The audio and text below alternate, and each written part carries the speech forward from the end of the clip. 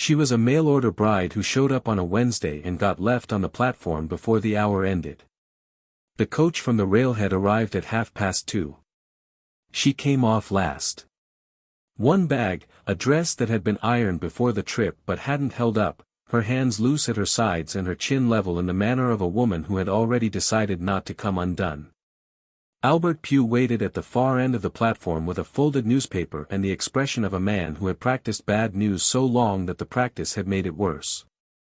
He had filed the contract 8 months earlier with the agency. He had spent the time since changing his mind, and he wrote no letter because a letter would have required courage he lacked without witnesses around. She had spent 3 years at the orphanage where she was raised and stayed on, taking in sewing, saving what little she could, waiting. When the solicitation arrived, she read it twice, signed her name, and used her last coin on the ticket. Albert said he couldn't go through with it. Loud enough for everyone to hear, and that was the whole cruelty, because the platform had people on it, and by supper half the town would know, and by morning the rest. She stood and let him finish, hands at her sides, her face doing what it needed to do. He waved the agency papers once, not a deed. Everyone on that platform knew a woman wasn't land and couldn't be claimed like that. But he held them like a man who wanted the weight of paper behind him. Then he put them back in his coat and walked off without looking back. The platform emptied around her. She stayed, bag at her feet. The town spread out ahead, with no clear answer for what came next. Across the street, a man came out of the hardware store with a paper bag of fittings and stopped on the boardwalk step. 32 years old, broad-shouldered, a carpenter's hands, sawdust on his sleeve from the morning. He looked like a man who had carried too much for too long, so long that he had stopped noticing the load. He stood on the step and read the platform, the bag, the straight back, the empty space where a man had just been. Then he crossed the street. He stopped at the bottom of the platform steps. And looked up at her. "Seth Callan," he said. "I've got 2 kids and a house that needs looking after. I do carpentry 3 days a week, so mornings you'd have the place to yourself." He held her gaze. "It's temporary. Room and board until you figure out what's next." She looked at him for a moment, sizing him up. "Can you cook?" he said. She met his eyes. "I can, and I'm not afraid of hard work." She picked up her bag. "Then let's go," she said. They walked off the platform together, and behind them the town watched and stored it away for later. The cabin sat at the edge of town with a horse in the side pen and a porch step that had been meaning to get fixed. She noted it without saying anything. Inside, the front room was clean in the way of a house run by a man alone, functional, orderly, nothing soft in it. A workbench along the far wall, a stove doing its steady work. On the shelf above the kitchen window sat a small sewing basket with a wooden lid. It had the look of something no one had touched in a long time, something everyone in the house had quietly agreed to leave alone. Seth told her the room off the kitchen was hers. Her own door, her own space. Kids ate at 6. He ate when he got back. Jack came from the back of the house with the timing of a boy who had been listening from somewhere he wasn't supposed to be. 10 years old, already his father's build in the shoulders, a face that kept its own counsel. He looked at Willa the way a person looks at something they have seen a version of before and aren't ready to feel differently about. He looked at his father. Then he turned and went back the way he came without a word, which said plenty. Mary didn't make an entrance so much as she appeared. 6 years old. One ribbon tied properly and one just hanging. Standing near the bedroom doorway with the full, unguarded attention of a child who hasn't yet learned to want things quietly. She looked at Willa with her whole face. Willa looked back, steady and calm, nothing performed. "Are you hungry?" Willa said. Mary considered this seriously. "A little bit. Come help me see what's in the larder." Mary came without hesitation. Supper that first night was beans and cornbread in a broth that had no business smelling as good as it did given what the larder held. The smell reached the front room before anyone sat down. Seth came in from the yard and stopped just inside the door, and something moved across his face that he set aside. Jack ate quietly. Mary ate with her eyes moving between her bowl and Willa in a steady loop. Partway through the meal, Mary put her spoon down and said that the last woman who kept house for them had burned everything she touched. Seth said her name. Mary looked at Willa instead. She did, though. Burnt beans are a serious matter, Willa said, eyes on her plate. I don't take them lightly. Jack looked up. The corner of his mouth twitched once and returned to where it had been. He said nothing more, but when supper was finished, he stayed at the table a little longer than necessary before going to bed, and Seth noted that without comment. The next morning, Seth came off the porch and the loose step held firm under his boot. He stopped, pressed it again, stood there a moment. He went inside and poured 2 cups of coffee and left one on the counter near where Willa was working. Nothing said about the step. She said nothing about it either. They drank their coffee in the early quiet, and the cold morning settled in around the house. Jack tested her on the 5th day. He simply didn't do the thing she had asked and settled in to wait. Willa appeared in the doorway of the back room. Jack, the wood. He looked up. I was getting to it. I know. Get to it now, please. He looked at her, held her gaze, found what he was looking for, then got up and brought the wood in without argument. She thanked him plainly and went back to the kitchen. Seth had heard it from his workbench. He set his plane down and stood in the quiet for a while before picking it back up.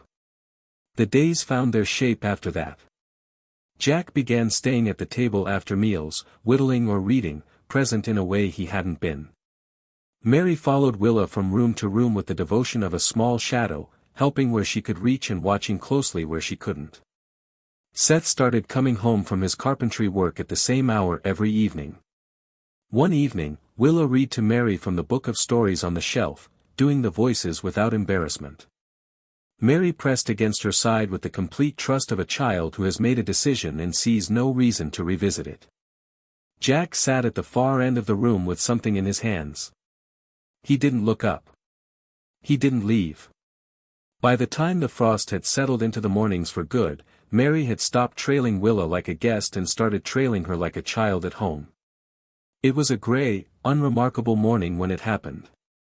Mary was moving through the kitchen in her socks, still warm from sleep, absorbed in some private business, when she caught her foot on the threshold between the kitchen and the hall and went down hard on both palms. The sound she made was the startled kind, the kind that comes before a child decides whether this calls for tears. She decided it did. Willa came down to the floor with her before the crying had fully started. Took both small hands in hers and looked at the palms and held them warm and steady, not making a fuss, not going anywhere. And Mary, without meaning to say anything at all, said the word that was simply true. Mama. It went into the cabin and did not leave. Willa's hands stayed where they were, one breath, no more, and then she gathered the girl in and held her until the crying ran itself out, calm and certain and giving no outward sign of what the word had done to the room. Seth was in the bedroom doorway. He had heard it. He stood with one hand on the frame and looked at the hallway floor without moving. Something was happening in him, and he kept his eyes away from it. Some things change the moment you look at them straight. At the table, Jack had gone still. 10 years old. He knew exactly what he had heard and exactly what it meant, and something in his face that had been shut a long time was working slowly toward open. Seth went back into his room and sat on the edge of the bed with his hand flat on his knee and stayed there while the morning moved quietly around the house. Abigail Cutler came to stand beside Willa at the general store counter on a Friday afternoon with the warm and practiced manner of a woman delivering concern she had prepared at home. She spoke about appearances, about what people were saying, about the natural shape a situation found when left alone, and the confusion that came from children getting the wrong idea about what an arrangement was. She chose her words the way you choose tools for what they'll do. She left without buying anything. Willa set her coins on the counter one at a time and walked home. 25 years old, and she had been assessed by women with prepared voices in enough rooms that she had built a durable patience for it. The patience of a woman who knew that another person's measure of her was not the truth. She stood at the kitchen window with her hands on the sill and looked at the yard and the line of pines beyond it and the cold flat sky longer than she needed to. Then she started supper. That evening Seth was at the stove and she was finishing the dishes, and without looking up from the fire he said, "You all right?" She kept her hands in the basin, thought about it honestly. "I am," she said. He nodded once at the fire. She went back to the dishes, and the room held its quiet around them both. Nearly a month later, Dale Marsh had no intention of causing trouble. He was at the saloon on a Tuesday evening, talking the way men talk at the end of a long day. Easy, unhurried. He said the Callan place looked different lately. Smoke at the right hours. The kids seemed steadier. That woman from the platform, the one Albert had left standing there in front of half the town. Something about her, Dale said. The kids had taken to her like he hadn't seen before. The older one coming around. The younger one had started to call her mama. He reached for his glass. Albert had gone still at the end of the bar. Dale kept talking, not noticing, said it was good to see that house with some life in it again. Albert looked at the row of bottles across from him. He had the agency papers in his coat. He had a pride that had sat wrong since the platform. And now there was a picture forming in his head. Warm light in the windows. Kids settled. Smoke at the right hours. A woman the children had already begun to call mama. He set coins on the bar and stood up. "Where does Callan live?" he said. It was a Thursday morning, cold and clear, and Seth and Willa were coming out of the post office together. He had gone to collect a timber notice. She had walked with him because the children were at school and the morning ran that way. Then Albert stepped into the middle of the street with the agency papers in his hand and his voice pitched to Carrie. "The fare was paid," he said. "The contract signed. An obligation doesn't dissolve because a woman has found somewhere more comfortable to be." He held the papers up like a deed, though everyone on that street knew what they actually were. Then he used the word his, and the street heard it land. Everything slowed. A woman near the dry goods stopped walking. Two men outside the feed store turned. The cold air held everything in place. Willa stood beside Seth. She did not step back. She did not look at Albert. She held herself the way she had held herself on the platform, still straight, not finished, except that this time there was someone standing next to her, and the whole street could see that he had not moved. Seth looked at the papers. He looked at Albert. Then he turned to Willa, his voice low and even. "Stay here." Not a command. The way you speak to someone you are coming back to. He walked to the bank. For minutes inside, he came back with money he had kept under the floorboards for 2 years. Everything set aside toward buying back into a proper ranch. The slow, patient work of a man rebuilding from the ground up. He crossed the street and pressed it into Albert's hand and held it there until Albert's fingers closed around it. "That settles the fare, the fee, and every excuse you rode in with." His voice was flat and final. "It does not buy her. It frees her from you. Now go." Albert looked at the money. He looked at the street looking at him. He looked once at Willa, and whatever he found in her face was not what he had ridden into town for. Then he walked to his horse and rode out, and the cold morning closed behind him. The street held its breath. Seth turned, not to the crowd, but to her. She was already looking at him, hands at her sides. The exhaustion she had carried since the platform was gone from her eyes, and something steadier had taken its place. The look of a woman standing on ground that holds. He stood in front of her. The wind came off the hills between them, clean and cold. He had crossed a street before he had decided to. He had left coffee on a counter and made nothing of it. He had just handed 2 years of savings to another man without pause because standing by while she was taken was not something he was able to do. He was not a man who dressed things up finer than they were, and he was not going to start now. "I'd like you to stay," he said, "as my wife, if that's what you want." She looked at this man, and she took the space that choosing for herself required, and nobody hurried her, and the cold street waited. "Yes," she said quietly and completely, with nothing held back. "That's what I want." He let out a long, slow breath, and his hand found hers and closed around it. Around them the town came back to itself, boots on the boardwalk, a door somewhere opening and falling shut, the wind off the hills steady and clean, and the pale winter sky going on above it all. The ranch would have to wait. For the first time in years, waiting did not feel like losing. Jack was at the table with a short length of wood and his father's smallest plane, working the edge down by feel, the tip of his tongue between his teeth. Mary was on the floor with her rag doll, deep in some matter of considerable importance that did not require adult involvement. From the stove came the smell of something with molasses, a new thing Willa was working out, adjusting as she went. The kind of smell that gets into the walls of a kitchen and stays there for years. The door opened. Cold air and then Seth's boots on the step. The sound of a man who knows his coming home is expected and has stopped taking that for granted. Mary raised the rag doll briefly in his direction by way of greeting and returned to her business.